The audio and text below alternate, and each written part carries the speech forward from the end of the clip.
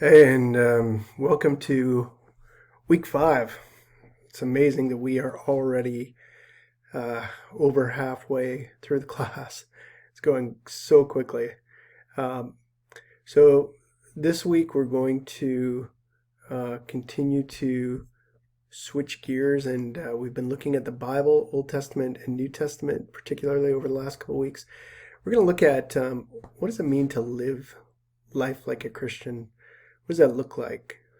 So Christians believe that God has gifted us the Holy Spirit, the third person of the Trinity, to live with us, to guide us in our lives. So in the right readings, particularly chapter 9, and in Galatians, the letter that Paul wrote to Christians living in this region called Galatia, and then also in the Acts readings, you're going to hear a lot about the work of the Holy Spirit.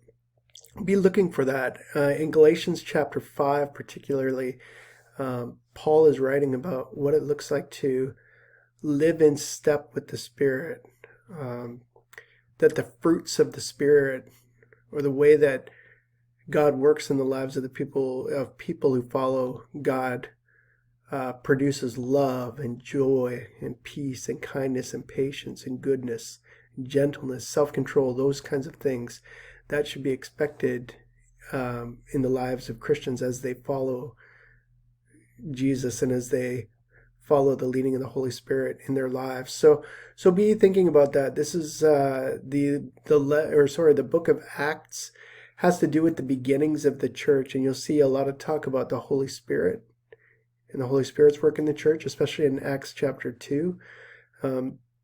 You'll see the way that the early church grew and grew quickly. There's a lot that's interesting in there. Uh, a lot of times, and this is something that I found as a pastor and that I still find as I teach with students, there's the thought about Christianity is that Christianity is very legalistic. It's a religion of do's and don'ts. So don't drink and don't smoke and don't cuss and those kinds of things. But that's not really what Christianity or the message of the Bible has ever been about. It's about um, loving God with all of one's being and loving other people. So loving God and loving other people is the primary message of Christianity.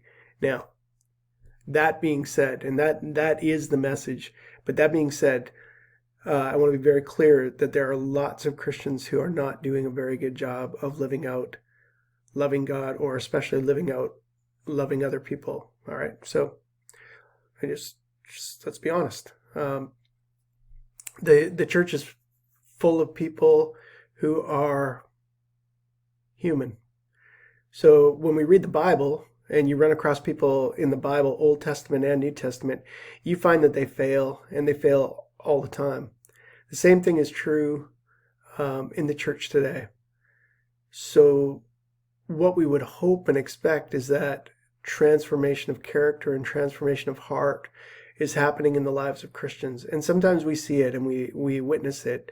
If you've been around somebody who has begun to follow Jesus and is taking that very seriously, oftentimes you will see transformation of character happen over time. But certainly, as I said before, let's not lie and make things up and act like all people who claim to be Christians are good and decent and loving people. No, they're broken people.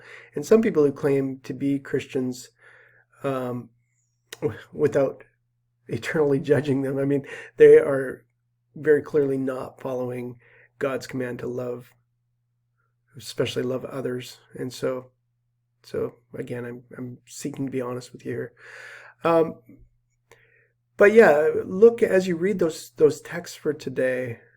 Be looking at what's happening in this early church, and you can look and think about some of the things that are um, interesting, and some of the things that are unique, and some of the things that are inspiring, and some of the things that are concerning.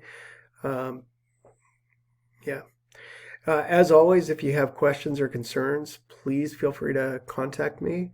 You do have your um, visit to a place of worship that is coming up due in just a week or two. Um, you also have your third Ignatian discussion that will be happening this week.